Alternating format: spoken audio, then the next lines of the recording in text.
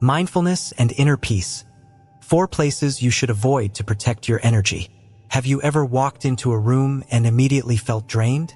Maybe the energy was heavy, the people were loud and restless, or something about the place just didn't feel right. You couldn't explain it, but deep down you knew, this is not where I belong. Some places, some people, some situations just don't bring out the best in us.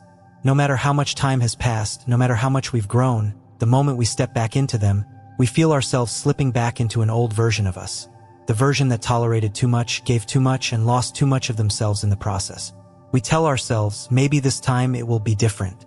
Maybe they've changed. But have they? Or are we just hoping they did? The truth is, not everyone grows with us. Some people stay exactly where we left them.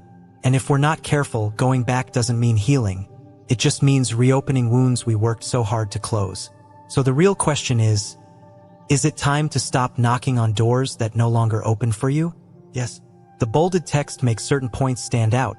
But if you want a smoother, more natural flow without them feeling like section headers, we can transition between ideas organically. Instead of abrupt section breaks, let's use gentle bridges between concepts. Here's how we can refine it. You ever notice how some things just won't stay buried? No matter how much time passes, some wounds don't really heal. They just sit there waiting for the right moment to sting again.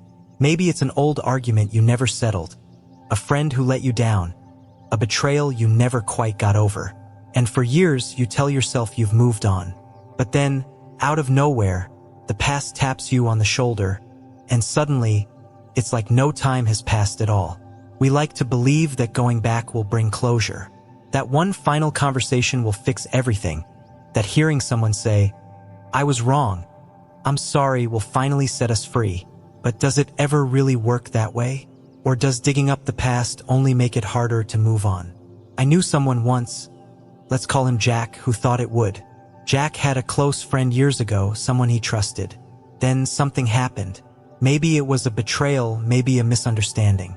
He could never quite decide which, but the pain stayed with him. As time passed, the anger faded, but the memory lingered. Every now and then, it would sneak up on him. He'd replay that moment in his head, thinking about what he should have said, how things should have gone. And eventually, he convinced himself that if he could just sit down with this old friend and talk it out, he'd finally be free of it. So, after years of silence, he reached out. His friend actually seemed happy to hear from him.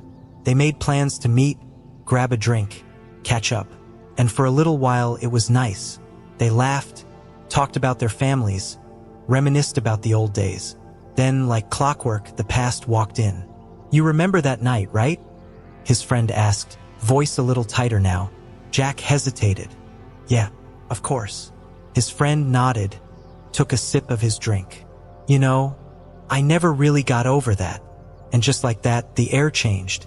Jack had spent years preparing for this, rehearsing what he'd say, imagining how good it would feel to finally get everything off his chest. But now that he was here, he realized something. He wasn't the only one carrying a version of the story. The conversation spiraled. The same accusations, the same hurt feelings, the same frustration. 2 grown men, sitting in a bar, fighting a battle that had already been lost a long time ago. Jack left feeling worse than before. He thought he'd get closure. Instead, he'd just reopen the wound. That's when it hit him. Peace doesn't come from digging up the past. It comes from deciding to let it go. We tell ourselves that confronting the past will set us free. But some wounds don't heal by reopening them. Some things don't need to be talked out. Some doors don't need to be knocked on again. It's like picking at a scab. You think you're fixing it, but all you're really doing is keeping the wound fresh. We hold on to anger because we think it gives us power, but all it really does is weigh us down. Imagine walking around with a heavy backpack filled with every grudge, every hurt feeling, every "they did me wrong" moment you've ever experienced. It's exhausting. And for what? I once heard someone say, holding on to anger is like drinking poison and expecting the other person to die. We think we're punishing them by staying mad. But the only person who's suffering is us. And the thing about closure, it's not something someone else can give you. It's something you have to decide for yourself. We wait for apologies that may never come. We wait for people to admit they were wrong, to understand how much they hurt us. But what if they never do? What if they moved on a long time ago and never looked back? Does that mean we're supposed to carry the weight forever? At some point, we have to ask ourselves, what's more important, being right or being at peace? There's this old Buddhist story about a monk and a student. The student came to the monk, frustrated and angry. "Master," he said, "someone wronged me and I can't let it go. It's eating me up inside." The monk picked up a rock and handed it to the student. "Carry this," he said. The student held it for a while, shifting it from hand to hand. "It's getting heavy," he finally admitted. The monk smiled. "Then why don't you put it down?" We do this to ourselves all the time. We carry pain that we don't have to carry. We hold on to anger, disappointment, resentment, all because we think we have to. But what if we didn't? What if, instead of waiting for the past to fix itself, we just put the rock down and walked away? Who are you still mad at? What argument are you still replaying in your head? What past hurt still feels fresh, even after all these years? And more importantly, what would happen if you let it go? Would you lose anything? Or would you finally be free? Some fights aren't worth finishing. Some conversations don't need to happen. Some things are better left in the past.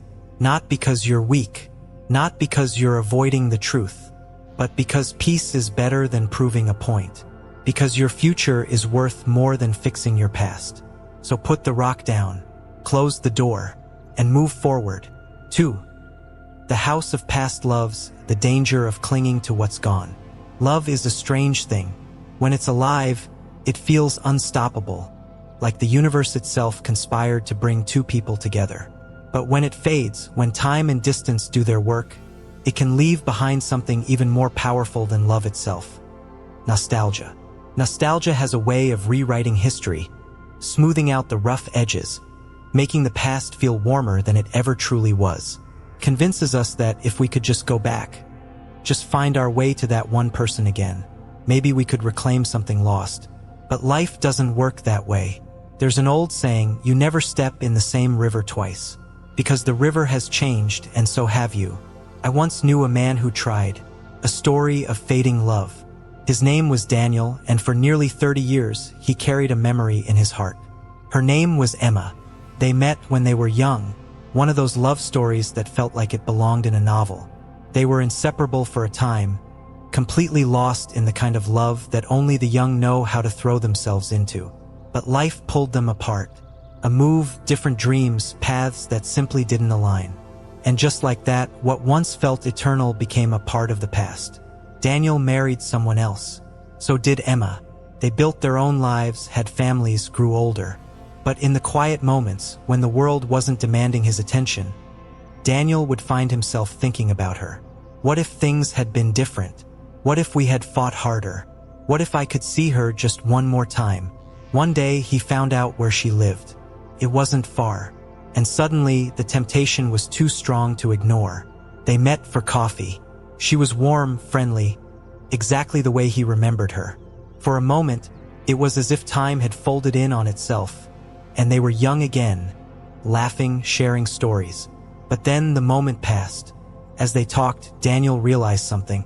He was still holding onto the version of Emma he had in his memory, the one frozen in time.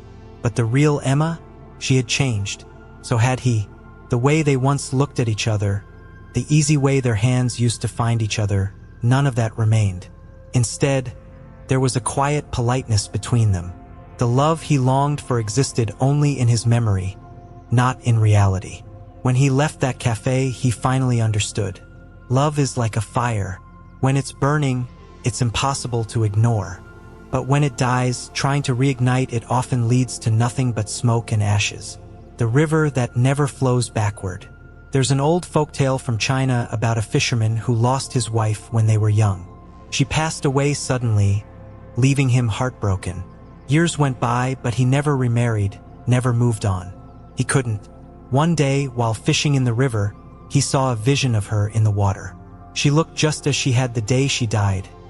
Young, beautiful, full of life. His heart pounded. If I follow the river, maybe I can find her, he thought. So he left his boat behind and walked along the riverbank. searching. He followed it for days, believing that if he walked far enough, he would somehow reach the place where she still existed. But rivers don't flow backward. After many days, exhausted and weak, he collapsed by the water's edge. Only then did he realize he had spent his whole life chasing a past that no longer existed. The next morning, he returned to his village. He picked up his fishing net and finally allowed himself to live in the world as it was, not as he wished it had been. How many of us spend our lives walking along that riverbank? Why love cannot be reclaimed. The Buddha once said, "All conditioned things are impermanent. When one sees this with wisdom, one turns away from suffering. Everything changes. Love, like all things, is not meant to remain frozen in time. It evolves, transforms, and sometimes it fades. That doesn't mean it wasn't real. It doesn't mean it wasn't beautiful. It just means that, like everything else in life, it was meant to be temporary. Trying to revive a past love is like trying to hold water in your hands. No matter how tightly you grasp it, it will slip away. So what do? Do we just forget? Erase the past? No. We cherish what was, appreciate what is, and make peace with what was lost. Because some loves are not meant to last forever.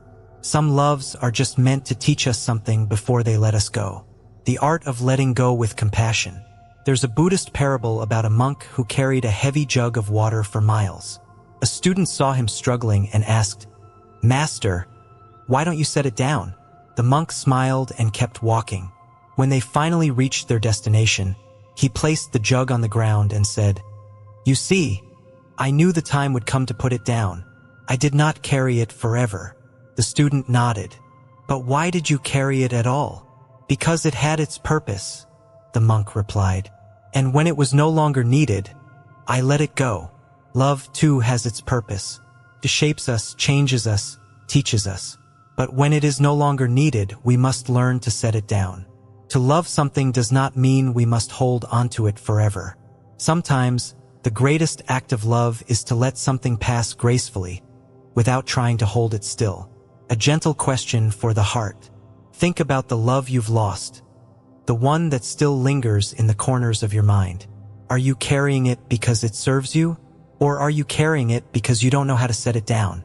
What would happen if you stopped chasing the river? Would you lose something? Or would you finally be free? 3. The house of the ungrateful. Why seeking acknowledgement leads to disappointment. There's a moment in life when you look back at all the people you've helped. Friends, family, even strangers. You remember the times you lent a hand when they had nothing, when you gave without hesitation, when you stayed up late offering advice, listening, supporting, making sure they never felt alone. And then one day you need something, not even something big, just recognition, a sign that they remember what you did for them. But what happens? Silence, indifference, maybe even avoidance. It stings. It makes you wonder, did they ever really appreciate me? Did they even care? I once knew a man who learned this lesson the hard way. A story of forgotten kindness. His name was Samuel. He was the kind of man who believed in helping people simply because it was the right thing to do. Over the years, he had given generously, not just money, but time, energy, and love. There was one family in particular he had helped during their darkest days. They were struggling, no money, no stability, barely making it through. Samuel had stepped in, giving them financial support, guiding them through their hardships, and even helping them find work. He never asked for anything in return. Years passed and Samuel grew old. One day, feeling nostalgic, he decided to visit them. Not because he wanted something, but because he wanted to see if they still remembered. As he approached their home, a warmth filled his heart. Surely, they will welcome me with open arms, he thought. But when the door opened, the faces staring back at him were different. Not hostile, not cruel, just distant. "What brings you here?" they asked, polite but uninterested. Samuel hesitated. "I just wanted to see how you were doing." They nodded. "We've been busy. Life moves forward. We all struggle now." That was it. No acknowledgement. No gratitude. Not even a memory of what he had done for them. As he walked away, something inside him shifted. He had expected warmth, He had expected appreciation. Instead, he realized something painful people forget. Why expecting gratitude is a trap. We like to believe that kindness is a two-way street, that when we give, it will somehow find its way back to us. But that's not always how life works. People move on. They forget what was given to them. Sometimes it's not out of malice, it's just human nature. And here's the hard truth. If you give expecting something in return, even just acknowledgement, you're setting yourself up for disappointment. There's an old folktale from India about a kind-hearted farmer who once saved a snake from a fire. The snake had been trapped, its body burned, its life slipping away. The farmer, feeling compassion, picked it up and carried it to safety. As soon as the snake regained its strength, it bit the farmer's hand. Shocked, the farmer gasped, "I saved your life. Why would you bite me?" The snake looked at him and said, "Because it is my nature. That's how life is sometimes. You give, you save, you help, but that doesn't mean others will change their nature because of it." The Buddhist view on true generosity. The Buddha once said, "The mind that seeks nothing is always at peace." What does that mean? It means giving without attachment. Buddhism teaches that true generosity is when you give without expecting anything in return, not even recognition. Because the moment you expect gratitude, you have turned kindness into a transaction. And transactions always leave room for disappointment. Think about the sun. It shines every day, giving light, warmth, energy, asking for nothing in return. It doesn't wonder if the earth appreciates it. It doesn't demand a thank you. It just shines because that's what it does. What if we could be like that? What if we could give without waiting for the world to acknowledge us? When giving becomes a burden. But let's be real, this is easier said than done. Because giving isn't just about generosity. It's also about emotional investment. We don't just give things. We give time, love, patience, understanding. And when we don't get anything back, it hurts. But here's the key. If your kindness is draining you, if it's making you resentful, then it's time to step back. There's a story of an old monk who lived by a river. He spent his life helping people cross it, guiding them from one shore to the other. One day, a young man asked, "Master, why do you help people across the river but never cross it yourself?" The monk smiled. "Because my purpose is to help, not to expect them to carry me when I'm tired. Giving should feel light, not heavy. If it starts feeling like a weight, like something you're owed in return, then maybe it's time to ask yourself, am I giving freely or am I expecting something back?" Choosing who deserves your kindness. This doesn't mean we should stop being generous, but it does mean we should choose wisely who we give to. Not everyone deserves unlimited kindness. Not everyone will appreciate what you do. A teacher once told me, "Water the plants that grow. Don't waste your time on barren land." If someone has shown you that they take you for granted, believe them. Give, but don't exhaust yourself. Be kind, but set boundaries. Not because you're selfish, but because your energy is valuable. A different way to look at giving. Maybe the real mistake isn't that people forget what we've done for them. Maybe the mistake is thinking that our kindness was for them at all. What if the real gift of giving isn't about how others respond, but about the person it makes us become? When we give, we practice compassion, patience, selflessness. When we give, we become better, kinder, more understanding. And that's the reward, not the thank you, not the recognition, not the applause. Just who we become in the process. What are you still holding on to? Think about all the people you've helped. The moments you gave without hesitation. Now ask yourself, are you still waiting for a thank you? And if you are, do you really need it? Because maybe, just maybe, your kindness was never about them. Maybe it was always about you. 4. The house of chaos, protecting your inner peace. There's a moment in life when you walk into a place and feel it in your bones. Something is off. Maybe it's the tension in the air, the restless energy swirling around, or just the heaviness sitting in your chest. You can't quite explain it, but you know, some places are like that. Some people are like that. Not everything we leave behind needs to be revisited. Not every door that once opened to us should be knocked on again. But how many times do we ignore our instincts? How many times do we return to places, friendships, or environments that steal our peace, hoping something has changed? I knew a man once who did exactly that. A story of a house without peace. His name was Michael, and he had an old friend, James. They had grown up together, inseparable in their younger years. But James had always been drawn to chaos. The kind of person who never found solid ground, always in the middle of some drama, some reckless adventure, some self-inflicted disaster. Michael, on the other hand, had changed. He had spent years working on himself, learning the value of stillness, of choosing his battles wisely. But one day, nostalgia whispered to him. Maybe James has changed, he thought, so he decided to visit. The moment he stepped through the door, it hit him. The house was the same. The people were the same. The energy, loud, reckless, unstable, was exactly as it had always been. Drunken laughter spilled from one room while voices in another rose and fell in heated arguments. Music blared, plates clattered, and people moved in and out, faces flushed with excitement. Chaos swirling around like a storm with no center. James greeted him with a huge grin. "Michael, man, it's been too long." For a moment, Michael felt warmth, the familiarity of an old friend, the pull of shared history. But as the night went on, he felt something else creeping in, unease. He wasn't the same person he had been back then, but James? He was still exactly where he had left him. And the longer he stayed, the more he felt his own energy being pulled into the noise, the madness, the whirlwind of things he had once outgrown. He left that night with a heavy heart, realizing something he hadn't wanted to admit. It didn't matter how much he had changed. Some places will always pull you back into the person you used to be. Why some doors should stay closed.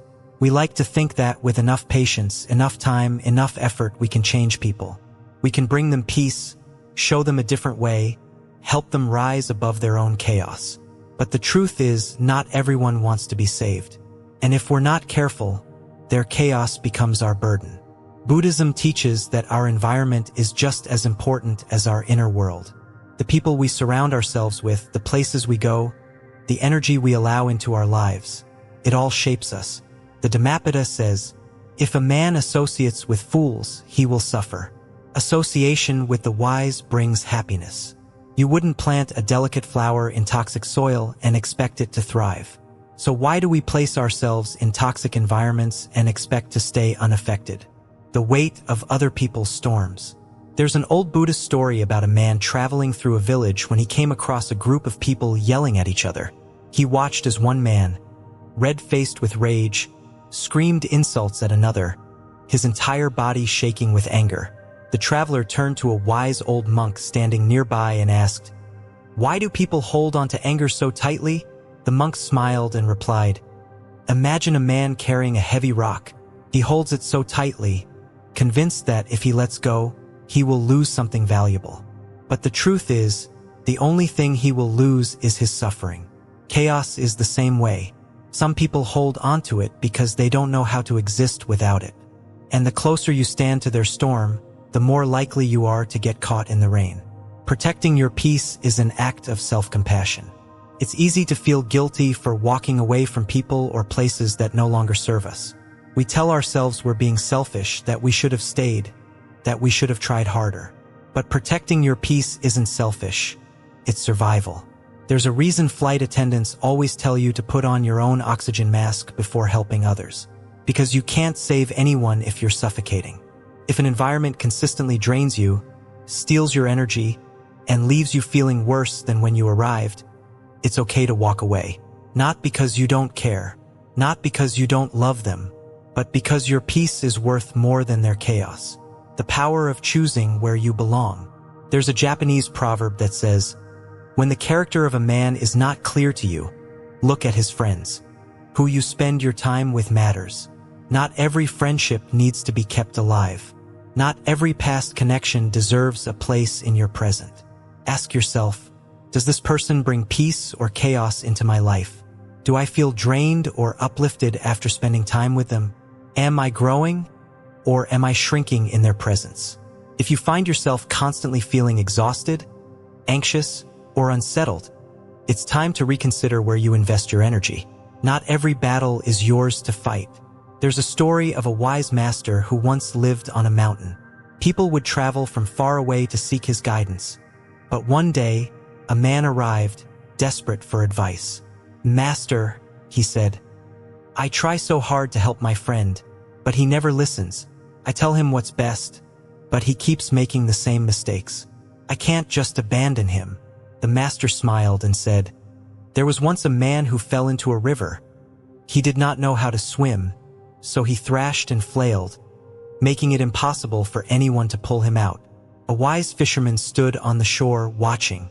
Another man shouted, 'Why don't you jump in and save him?' The fisherman replied, 'If I jump in now, he will drown me too. But if I wait until he tires, then I can pull him to safety.'" The student nodded. "So you're saying I should wait?" The master shook his head. "No, I'm saying some people will never stop thrashing. And if you jump in after them, you will drown too. Not everyone is ready to be saved. Not every battle is yours to fight. Sometimes the kindest thing you can do for them and for yourself is to let go." A question to ask yourself. Think about the places you keep returning to, the friendships you refuse to walk away from, the situations that leave you feeling drained. Are they helping you grow? Or are they keeping you stuck in a version of yourself that no longer fits? And if you already know the answer, what's stopping you from choosing peace? At some point, you have to ask yourself, is this where I belong? Does this place, this relationship, this environment feed my soul or drain it? Do I feel lighter when I leave? Or do I feel like I've lost a piece of myself? Am I still here because I want to be? Or because I don't know how to walk away? Not everyone is meant to go with you where you're headed. Not every place deserves to be revisited.